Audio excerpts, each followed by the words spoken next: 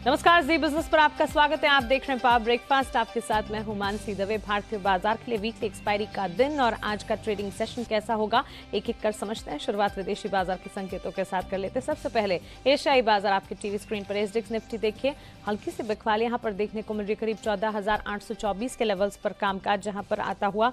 वहीं तमाम एशियाई बाजार में फिलहाल सुस्ती ही देखने को मिल रही है। हांगकांग के बाजार में करीब 200 अंकों की बिकवाली का दबाव है। निक्केई भी आप देखें और शांघाई में भी लाल निशान के साथ ही ट्रेड देखने को मिल रहा है। इस बीच डाउ फ्यूचर्स ऑफ कोर्स यहां पर 30,646 के स्तर पर हरे निशान के साथ हल्की सी खरीदारी के साथ ट्रेड आप देखेंगे।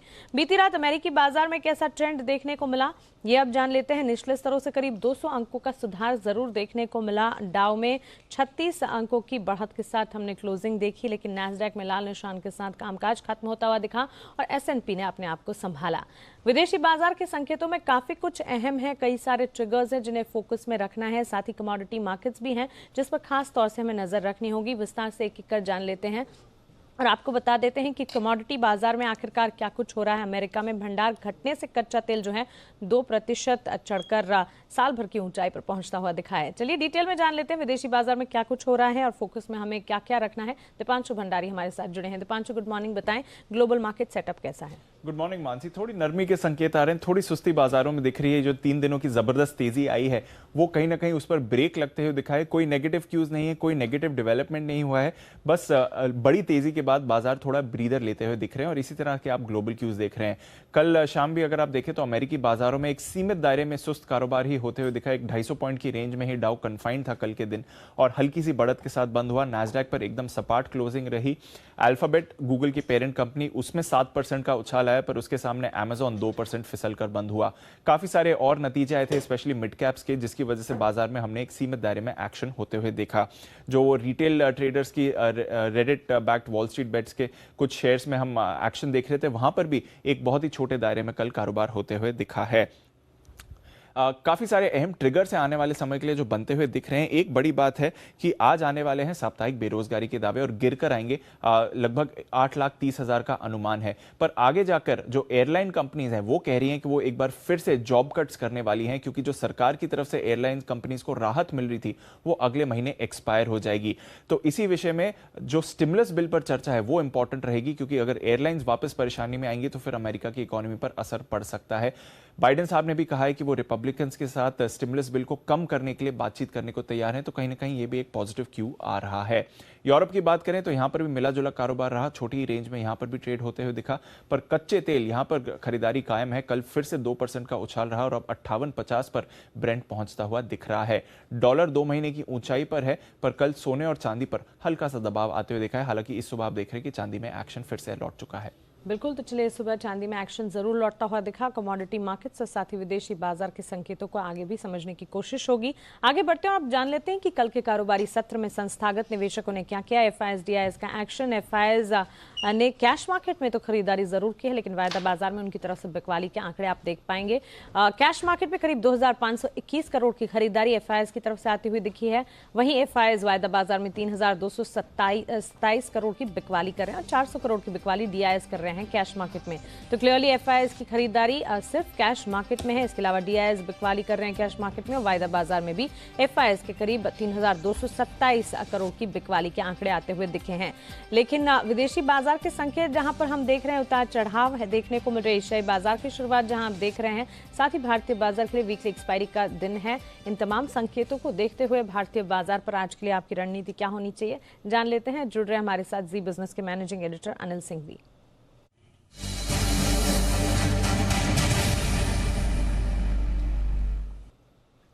Anil sir, good morning. विदेशी बाजार के संकेत और साथ ही वीकली एक्सपायरी का दिन, इस दिन भारतीय बाजार के लिए फिर पहली रणनीति क्या होगी?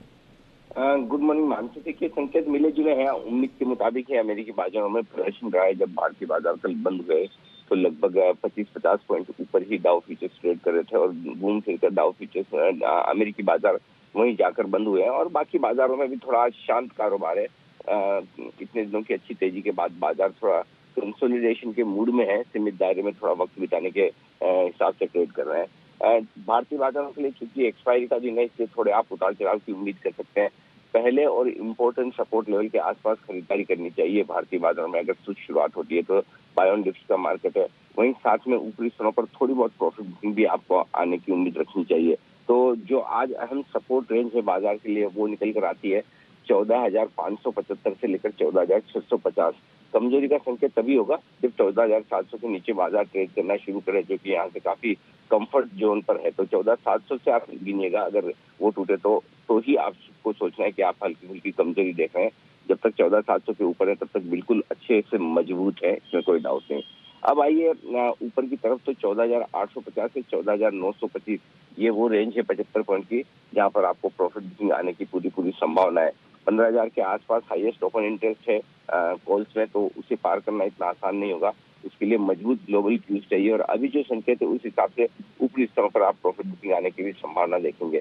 जहां तक बैंक निफ्टी का सवाल है, बैंक निफ्टी के लिए छोटे लेवल निकाल पाना मुश्किल हो रहा है, क्योंकि पिछले 3 दिनों में जितना बड़ा मूव बैंक निफ्टी पर आया है, उस लिहाज से सीधा सपोर्ट जो अब निकल कर आता है 34,000 से लेकर 34,275, ये वो रेंज है जो बैंक निफ्टी में सपोर्ट के तौर पर काम करेगी। और ऊपरी स्तरों पर 35,000, 35,200 आपको मुनाफा वसूली की जगह नजर आ सकती है। तो इन लेवल्स पर आज एक्सपायरी के दिन ध्यान रखना चाहिए। ट्रेडिंग स्ट्रेटेजी के लिहाज से आपको दोनों ही तरफ फोकस करना है, गिरावट में खरीदारी करनी है और उछाल में, रिकवरी में प्रॉफिट बुकिंग। बिल्कुल अनिल सर, शुक्रिया ये स्ट्रैटेजी हमें बताने के लिए। तो गिरावट में खरीदारी करनी है, उछाल में प्रॉफिट बुकिंग यहाँ पर करने की राय, दोनों तरफ मौके मिलते हुए दिखेंगे और स्ट्रैटेजीज जो हैं इसे बिल्कुल ध्यान में रखिएगा। निफ्टी पर स्ट्रैटेजी 14,575 से 14,650, इसे मजबूत सपोर्ट के तौर पर आप मानकर चलें। वहीं ऊपरी रेंज की अगर बात करें 14,850 से 14,925, इस दायरे को हायर रेंज के तौर पर आप निफ्टी के लिए मानकर चलें। सपोर्ट जोन्स बैंक निफ्टी के लिए 34,000 से 34,275 के रहेंगे, साथ ही 35,000 से 35,200 के दायरे को बैंक निफ्टी के लिए आप ऊपरी रेंज के तौर पर मानकर चल सकते हैं। दोनों ही तरफ के मौके मिलते हुए दिखेंगे। वीकली एक्सपायरी का दिन है, तो हर लेवल्स, हर स्ट्रैटेजी पर बिल्कुल गौर फरमाइएगा। आगे बढ़ते हैं और जान लेते हैं कि खबरों के चलते कहां पर एक्शन दिखेगा दीपांशु से। दीपांशु, बताएं खबरों वाले शेयर्स और साथ ही कौन सी नतीजे थे जो कि आते दिखे, ट्रिगर्स कौन से हैं फोकस में? बिल्कुल, ट्रिगर्स की बात करें तो अहम दिन है नतीजों के लिए, क्योंकि Hero Moto, State Bank of India, NTPC Nifty से आ रहे हैं। वहीं Tata Power, Container Corporation, HPCL, Godrej Properties, REC और जी एंटरटेनमेंट वायदा कारोबार के स्टॉक्स रहेंगे नतीजों के दम पर। ब्रुकफील्ड डीट आईपीओ पहले दिन 15% भरा है इशू, आज इसका दूसरा दिन है, देखते हैं क्या रिस्पांस आता है। भारतीय एयरटेल दमदार नतीजे आते हुए दिखे हैं, अनुमान मुताबिक पर वैसे अच्छे नतीजे हैं। आय में 6% की बढ़त, कामकाजी मुनाफा 8% बढ़ा है, मार्जिन 1% से एक्सपैंड हुए हैं, घाटे से मुनाफे में आई है। कई सारे एडजस्टमेंट्स हैं, इन्होंने एक वन टाइम एक्सेप्शनल लॉस भी लिया है, पर इंडस स्टार की बिकवाली से भी इन्हें फायदा मिला है। पर सबसे बड़ी बात है आरपू, एवरेज रेवेन्यू पर यूजर, ये 2.5% बढ़कर अब 166 पर आया। तो पिछले कई तिमाहियों से जो आरपू का बढ़ने का ट्रेंड है वो बरकरार दिखा है, और इस बार तो हमने देखा है कि हाईएस्ट एवर कस्टमर एडिशन हुआ है एक तिमाही का, और साथ ही हाईएस्ट एवर इंडिया रेवेन्यू आया है एक तिमाही का। तो दोनों लिहाज से अच्छे नंबर्स हैं। अपोलो टायर्स दमदार नतीजे आते हुए, अनुमान काफी ज्यादा था और उससे भी बेहतर नतीजे आए हैं। 17% आय में उछाल देखा है, 85% कामकाजी मुनाफा बढ़ा है, 7% का मार्जिन एक्सपेंशन हुआ है, और मुनाफे की बात करें तो 2.5 गुना बढ़कर मुनाफा आया है इनका। एस्ट्रल पॉली नतीजे आएंगे, कमाई कराएंगे इसमें, इसके बारे में हमने बताया था, और दमदार नतीजे आए हैं, अनुमान से भी बेहतर। आय की बात करें 35% का उछाल, 62% कामकाजी मुनाफा बढ़ा है, 3.5% का मार्जिन एक्सपेंशन, और मुनाफा भी 82.5% बढ़कर आया है। साथ ही एक बोनस इशू भी करा है हर 1:3 का, तो वहां पर भी आप नजर रखिए। कंपनी का नाम एस्ट्रल पॉलीटेक्निक से अब बदलकर एस्ट्रल पॉली हो जाएगा, इसके लिए भी बोर्ड ने मंजूरी दे दी है।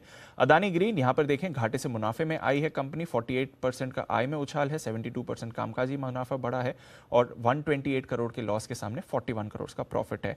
हिंदुस्तान कॉपर, आय लगभग 6 गुना बढ़कर आई है इनकी, और ये कंपनी भी घाटे से मुनाफे में आई है। सीक्वेंस साइंटिफिक की बात करें तो 13% आय बढ़ी है, 33% कामकाजी मुनाफा बढ़ा है, और मुनाफे में हमने 65% का उछाल देखा है, मार्जिन पर भी बढ़िया एक्सपेंशन रहा। और फाइनली सिटी यूनियन बैंक, यहां पर थोड़े मिले जुले रहे हैं नतीजे।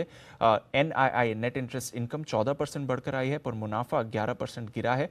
प्रोविजंस 1.5 गुना बढ़े हैं अगर आप साल दर साल देखें, और तिमाही दर तिमाही भी 27% का उछाल है, पर एनपीएस में गिरावट देखिए, बोथ ग्रॉस और नेट एनपीएस में सुधार दिखा है। बिल्कुल दीपांशु, शुक्रिया खबरों वाले शेयर्स और विदेशी बाजार के संकेत हमें बताने के लिए। आगे बढ़ते और अब एलआईसी आईपीओ से जुड़ी एक बड़ी खबर लेकर हमारे साथ हमारे सहयोगी अनुराग शाह जुड़ गए हैं। अनुराग, बहुचर्चित आईपीओ एलआईसी आईपीओ से जुड़ी कौन सी खबर लेकर आए हैं आप? देखिए, वित्त मंत्री निर्मला सीतारमण ने बजट में जो ऐलान किया है कि FY 22 में एलआईसी का आईपीओ आएगा, उसके बाद रिजर्वेशन होगा वो पॉलिसी होल्डर्स के लिए होगा।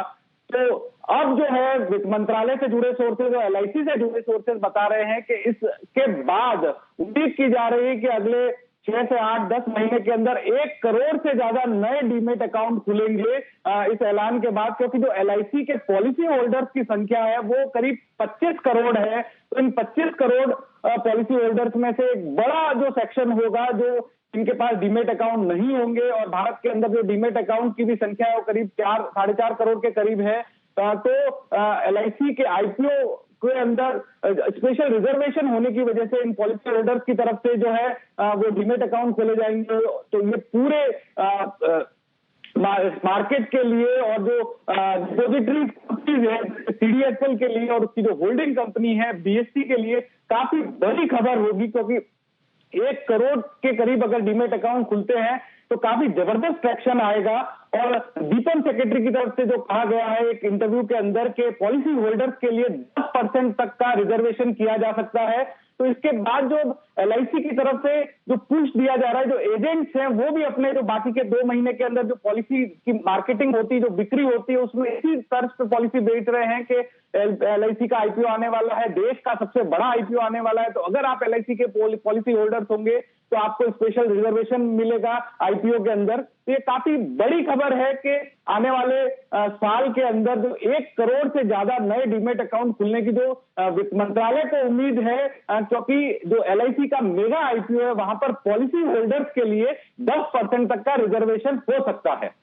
बिल्कुल अनुराग, शुक्रिया ये तमाम जानकारी के लिए और हमारे साथ जुड़ने के लिए। तो आईपीओ से पहले 1 करोड़ डीमैट अकाउंट खुल सकते हैं। सीडीएसएल बीएससी जैसी कंपनियों के लिए बेहद अच्छी और बड़ी खबर ये साबित होती हुई दिख सकती है, और ये एक्सक्लूसिव सबसे पहले आपके लिए जी बिजनेस पर बहुत बड़ी खबर एलआईसी के आईपीओ से जुड़ी। आइए आगे बढ़ते हैं और अब जान लेते हैं आज के लिए कुछ इंपॉर्टेंट ट्रेडिंग कॉल्स। हमारे पास कुल मिलाकर 3 ट्रेडिंग कॉल्स हैं और तीनों की तीनों खरीदारी की ही तरफ इशारा कर रही हैं। शुरुआत निर्मल बंग से करेंगे। पीटीसी इंडिया पर खरीदारी की राय है। 66 के टारगेट्स को ध्यान में रखा जाए। स्टॉप लॉस 59 का यहां पर लगाकर आप चलिएगा।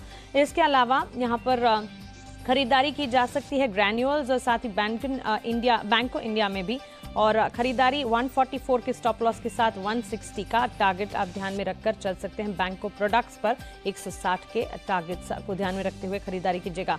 ग्रैन्यूल्स पर चॉइस ब्रोकिंग की राय है। कैश मार्केट में खरीदारी करने के 365 के टारगेट्स को ध्यान में रखा जाए। 338 का यहाँ पर आपको स्टॉप लॉस लगाना होगा और खरीदारी की राय यहाँ पर बैंको और साथ ही पीटीसी इंडिया, वहीं ग्रैन्यूल्स इंडिया में मिलती हुई देखने को मिल रही है। आगे बढ़ते हैं और अब जान लेते हैं कि जी बिजनेस के खास शो बाजार आज और कल में एचडीएफसी सिक्योरिटीज के वीके शर्मा ने ऑप्शन की कौन सी दमदार रणनीति सुझाई है। तो 2 ऑप्शन हैं और दोनों ही स्टॉक्स जो हैं वो बजाज ग्रुप से संबंधित हैं। तो पहले तो बजाज ऑटो की बात करते हैं। तो 4300 की कॉल यहाँ पर जो ट्रेडर है 126 रुपए की पे ले सकता है। इसमें स्टॉप लॉस रखना निहायत आवश्यक। 100 रुपए का स्टॉप लॉस रखें। टारगेट रहेगा इसका 170 रुपए। दूसरा जो स्टॉक है वो बजाज फिनसर्व। तो यहाँ पे आप 10,000 रुपए की कॉल, 10,000 रुपए की स्ट्राइक प्राइस लें 235 रुपए पे। स्टॉप लॉस रखना यहाँ पे भी आवश्यक। 180 रुपए का स्टॉप लॉस रखेंगे और टारगेट इसका कोशिश करेंगे 310 रुपए आपको मिल जाएगा। चलिए, तो 2 इंपॉर्टेंट कॉल्स यहाँ पर ऑप्शन से जुड़ी वीके शर्मा साहब की तरफ से आती हुई, और हर रोज शाम हमारी खास पेशकश हम आपके लिए लेकर आते हैं बाजार आज और कल, जिसमें दिन भर का एक्शन वहीं ऑप्शंस की दमदार रणनीति शर्मा जी की तरफ से आपके लिए हम पेश करते हैं। तो कमाना है मुनाफा तो हर रोज शाम हमारी ये खास पेशकश बाजार आज और कल देखना बिल्कुल ना भूलें। बाजार पर आपकी रणनीति क्या होनी चाहिए, आज किन शेयरों में आप पैसे लगा सकते हैं, बताने के लिए अब हमारे साथ आनंद राठी सिक्योरिटीज के नीलेश जैन जुड़ गए हैं। नीलेश, गुड मॉर्निंग, स्वागत है आपका जी बिजनेस पर। इंडेक्स पर आपका नजरिया जानना चाहूंगी। वीकली एक्सपायरी का दिन है और पिछले दिनों हम देख रहे हैं बजट के बाद ही बाजार में अच्छा मोमेंटम देखने को मिल रहा है। एक्सपायरी के दिन क्या वॉलेटाइल सेशन रहेगा या फिर तेजी की तरफ की चाल देखने को मिलेगी? हाय, गुड मॉर्निंग टू मानसी जी। मानसी देखिए, हम लगातार तीसरे दिन हमने कल के सेशन में एक तेजी देखने को मिली थी, और अगर हम डेरिवेटिव सेटअप देखें तो इस वीकली एक्सपायरी का जो आज एक्सपायर होने वाला है उसमें 14,700 पुट स्ट्राइक पे हाईएस्ट ओपन इंटरेस्ट बन चुका है। वहीं 15,000 कॉल में सबसे ज्यादा ओपन इंटरेस्ट बनता हुआ दिख रहा है। तो कहीं ना कहीं गोइंग फॉरवर्ड 14,700 से 500 की रेंज नजर आ रही है। अगर आज के सेशन में जिस हिसाब से ग्लोबल मार्केट ट्रेड हो रहे हैं, थोड़ी सी गिरावट के साथ बाजार ओपन हो सकते हैं, तो वो यूटिलाइज करना चाहिए द बाइंग अपॉर्चुनिटी। 14,700 का एक स्ट्रॉन्ग इमीडिएट सपोर्ट है, उसी के स्टॉप लॉस से खरीदारी करने की सलाह होगी। ऑन द हाई साइड 14,900 से 14,950 ये एक इमीडिएट टारगेट होंगे। वहीं अगर बैंक निफ्टी की बात करें तो बैंक निफ्टी का भी स्ट्रक्चर पॉजिटिव लग रहा है एंड ऑन हाई साइड 35,000 का एक इमीडिएट हर्डल है, वहां तक का आप हम एक्सपेक्ट कर सकते हैं। 34,200, 34,300 ये इमीडिएट सपोर्ट्स होंगे। और ओवरऑल अगर ब्रॉडर पिक्चर देखें तो गिरावट थोड़ी बहुत मुनाफा वसूली ऊपरी स्तरों से हो सकती है, उसका यूटिलाइज करना चाहिए द बाइंग अपॉर्चुनिटी। बिल्कुल नीलेश जी, क्विकली आपसे आपके रिकमेंडेशन आज के लिए जानना चाहेंगे। बिल्कुल मानसी जी, आज दोनों ही खरीदारी के काउंटर है। सबसे पहले बात करूंगा BEL भारत इलेक्ट्रिक लिमिटेड। यहाँ पे कल के सेशन में बहुत ही बड़ा ब्रेकआउट हमको देखने को मिला था। यहाँ पे गिरावट में खरीदारी करने की सलाह होगी। 136.5 का स्टॉप लॉस होगा एंड 144 के टारगेट्स होंगे। दूसरा खरीदारी करने का काउंटर है IT स्पेस से कोफोर्ज लिमिटेड। यहाँ पे एक लगातार गिरावट का दौर हमने देखा था पिछले कुछ समय से, उसके बाद 2 ट्रेडिंग सेशन में यहाँ पे रिवर्सल देखने मिल रहा है। उसके चलते इसको खरीद के चलना चाहिए 2460 के स्टॉप लॉस से 2630 के टारगेट्स के लिए। बिल्कुल नीलेश जी, शुक्रिया ये तमाम जानकारी के लिए और अपने रिकमेंडेशन हमें बताने के लिए।